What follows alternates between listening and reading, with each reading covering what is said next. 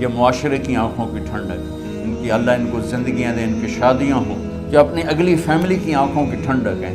یہ سب سے زیادہ جو گھر ٹوٹ رہے ہیں اور پیچھے بھی ٹوٹے اور آئندہ بھی ٹوٹیں گے، اس کے پیچھے کوئی بڑے جھگڑے نہیں، صرف گندی زبان ہے، صرف یہ خوفناک زبان ہے۔ تو اللہ تعالیٰ نے جب اپنے محبوب کو بھیجا تو اعلان پہلے کرائے۔ ایک صفت اور آگے اگلی بتاتا ہوں۔ ایک زبان معاشرے کو برباد کرتی ہے، ایک تکبر لے ڈوبتا ہے، میری ناک اونچی ہے، یہ تکبر لے ڈوبتا ہے اور بڑے بڑے فتنوں کو جنم دیتا ہے۔ تو اگلی صفت اپنے نبی کی بتائی اللہ تعالیٰ نے کہ وہ نبی ایسے ہوں گے،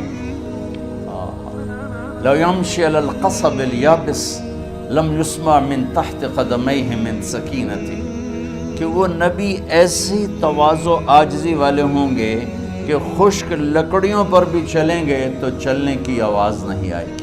خشک لکڑی پہ چڑیا بھی ایسے چلے نا پنجوں کے ساتھ تو کڑ کڑ کڑ کڑ کڑ کڑ کی آواز آتی ہے۔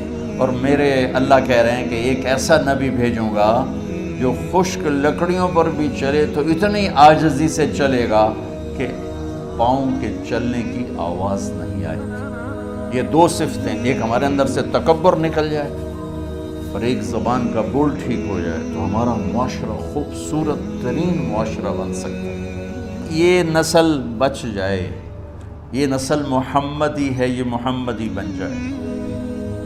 ہمارا یہ کاروبار ہے کہ ہم اس نسل کو محمدی بنانا چاہتے ہیں، انہیں والدین کی آنکھوں کی ٹھنڈک بنانا چاہتے ہیں، اس معاشرے کا بہترین فرد بنانا چاہتے ہیں، اور اس کے لیے سوائے سیرت کے اور کوئی نسخہ نہیں، کوئی ٹونک نہیں، چونکہ انسانیت کی معراج ہیں محمد مصطفیٰ صلی اللہ تعالی علیہ وسلم، حسن و جمال کی معراج ہیں محمد مصطفیٰ صلی اللہ تعالی علیہ وسلم۔ اللہ تعالیٰ نے آپ کو مکمل دین دے کر بھیجا۔ آپ نے 23 برس کی محنت فرمائی، 13 برس مکے میں، پھر جب وہاں رہنا مشکل ہو گیا تو آپ نے ہجرت فرمائی اور مدینے تشریف لے گئے، 10 برس وہاں قیام فرمایا۔ ایک آپ کو حدیث سناتا ہوں، میرے نبی نے فرمایا اپنے بچوں کو عزت دیا کرو، اکرموا اولادکم، خاص طور پہ ان ماؤں سے کہتا ہوں کہ جب ہم بچوں سے عزت چھین لیتے ہیں، ان سے ہم سب کچھ چھین لیتے ہیں۔ پڑھے نہیں ہو، اسکول نہیں گئے ہو، ٹیوشن نہیں پڑھی ہے، ہوم ورک نہیں کیا ہے، یہ کیوں کھایا، یہ کیوں پہنا، اس پر جب ماں اور باپ بچے کو ذلیل کرتے ہیں تو آپ یاد رکھیں آپ ان کے دلوں میں اپنے لیے نفرت بھر رہے ہیں۔ میرے نبی نے فرمایا بچوں کو عزت دو، اولاد کو عزت دو، وہ عزت تمہیں واپس کریں گے جب تمہیں ضرورت ہوگی، جب تم ان کے محتاج بنو گے تو پھر وہ عزت تمہیں واپس ملے گی۔ اگر ڈانٹ ڈپٹ تربیت کے نام پر کچھ نہیں ملے گا۔ تو آپ حسن حسین کو کیا عزت دیتے تھے؟ آپ نماز پڑھا رہے ہیں، نماز ہے مسجد کے اندر، گھر میں نہیں ہے، اور آپ سجدے میں گئے، دونوں بھائی کود کے کمر پہ چڑھ گئے۔ کوئی ہمارے آج کا دیندار ہوتا اس اٹھے ہی انہوں نے 2 لتر مارنے آئے، آپ نے سجدہ لمبا کر دیا۔ صحابہ کو خوف ہوا کہ آپ فوت ہو گئے۔ عبداللہ بن مسعود سر اٹھا کے دیکھا تو دونوں بھائی کمر پہ چڑھے ہوئے تھے اور آپ سجدے میں پڑے ہوئے تھے۔ انہوں نے ہاتھ آگے بڑھایا اتارنے کے لیے، تو آپ نے بغلوں سے دیکھا کہ کوئی ہاتھ آ رہا ہے بچوں کو اتارنے کے لیے، تو سجدے میں ایسے ہاتھ ہوتے ہیں تو آپ نے یوں کر کے ان کو روک دیا اشارے سے۔ جب تک حسن حسین علیہم السلام کمر پہ سوار رہے میرے نبی نے سجدے سے سر نہیں اٹھایا، یہ عزت دی۔ اور جب وہ اترے پھر آپ سجدے سے اٹھے، سلام پھیرتے ہی آپ نے دونوں بچوں کو گود میں لے کے فرمایا میرے ماں باپ ان پہ قربان، انہیں تکلیف نہ دیا کرو۔ اور آپ ان کے لیے گھر آتے، روزانہ ٹائم نکالتے۔ آج والدین کے پاس اولاد کے لیے ٹائم نہیں، کل اولاد کے پاس والدین کے لیے ٹائم نہیں ہوگا۔ اپنے بچوں کو میں یہ نہیں کہتا ہوں بیٹھ کے نصیحتیں کرو، صرف محبت ٹرانسفر کرو، ٹائم دو، موبائل آف کرو، ٹی وی آف کرو، اور صرف آپ اور بچوں میں ایک ایسا تعلق ہو کہ ان کا بلوٹوتھ بھی آن ہو جائے، آپ کا بلوٹوتھ بھی آن ہو جائے، اور سارا ڈیٹا ٹرانسفر ہو جائے۔ بلوٹوتھ کو آن کیے بغیر ڈیٹا ٹرانسفر ہوگا؟ دسو بھائی۔ تو ہمارے بچوں کے بلوٹوتھ آف ہیں اسکولنگ کی وجہ سے، ڈانٹ ٹپٹ کی وجہ سے۔ 3 سال کا بچہ بھلا اسکول جانے کے قابل ہوتا ہے؟ 3 سال کا بچہ ماں کی گود کے لیے ہوتا ہے، باپ کی چھاؤں کے لیے ہوتا ہے، وہ روتا ہوا جاتا ہے، روتا ہوا آتا ہے، روزانہ ماں باپ سے نفرت اپنے اندر وہ پیدا کرتا ہے اور اس کو پالتا ہے، پڑھاتا ہے، بڑھاتا ہے۔ آپ گھر میں تشریف لاتے اور حسن حسین کے لیے گھٹنے ٹیک دیتے، ہاتھ ٹیک دیتے، آؤ بچوں اپنے اونٹ پہ چڑھ جاؤ، دونوں بچوں کو کمر پہ چڑھا کے اور پورے کمرے میں چکر لگاتے تھے۔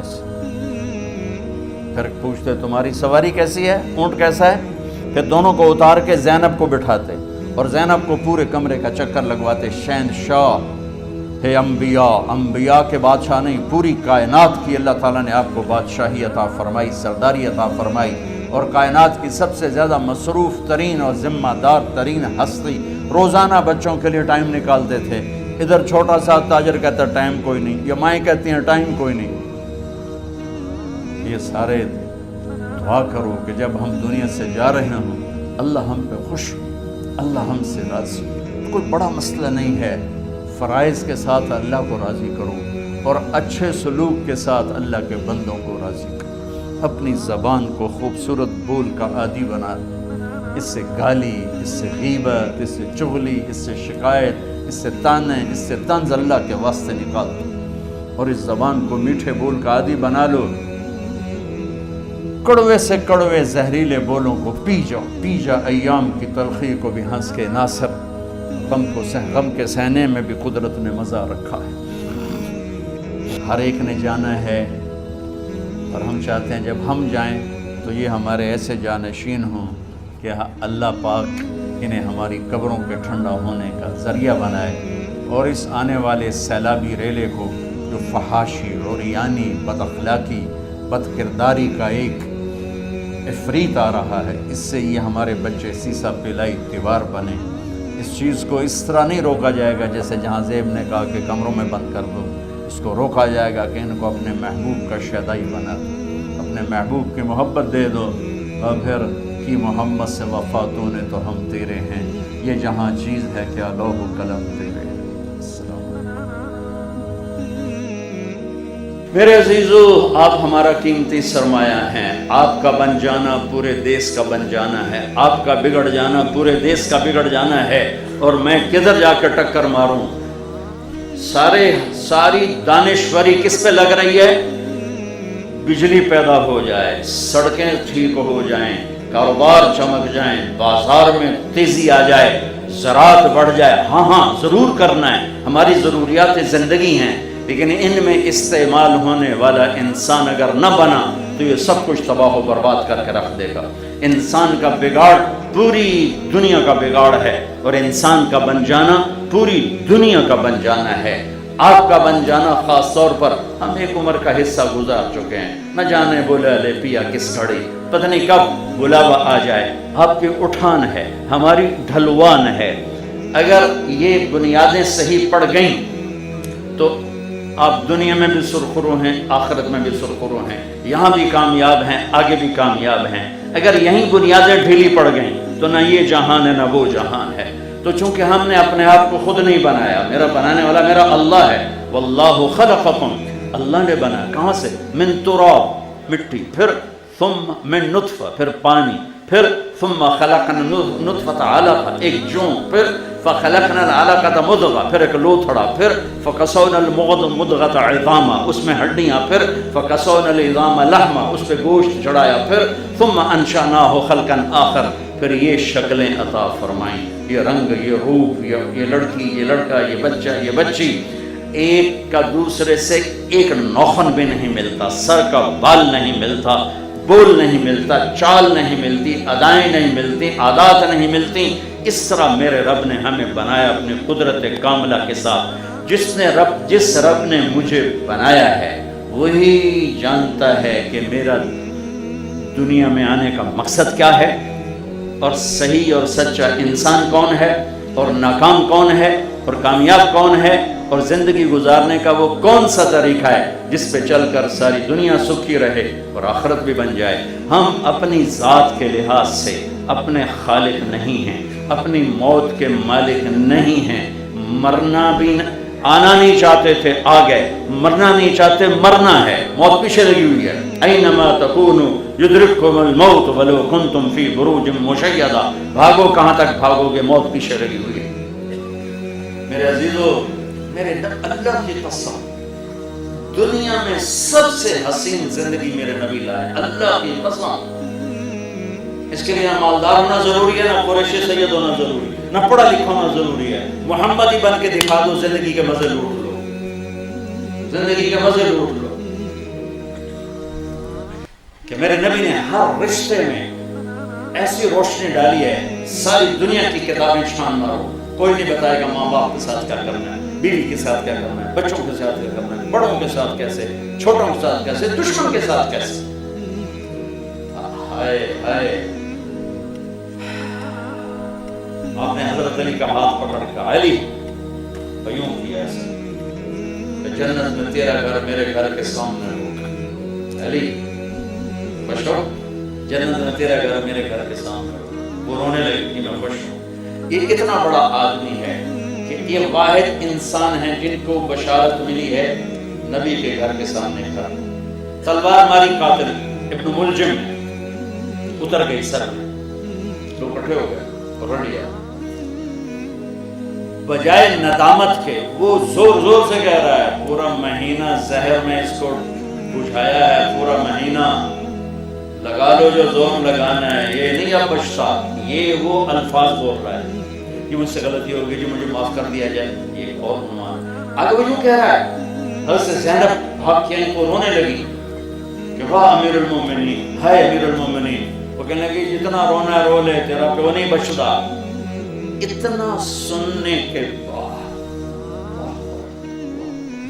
کیا تربیت کی میرے نبی نے، کیا انسان بنا کر گئے کہ فرشتے بھی قدموں میں بیٹھ کے ان کے بوسے لیں۔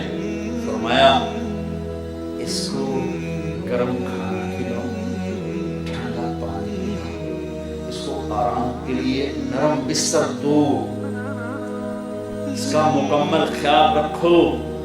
میں زندہ رہا تو میں خود اس کے بارے میں فیصلہ کر لوں گا، اگر میں مر گیا، شہید ہو گیا، تو پھر میری پہلی خواہش ہوگی اسے معاف کر دینا، اور اگر معاف نہ کرنا ہو تو ایک ہی وار میں قتل کرنا، تکلیف نہ پہنچانا۔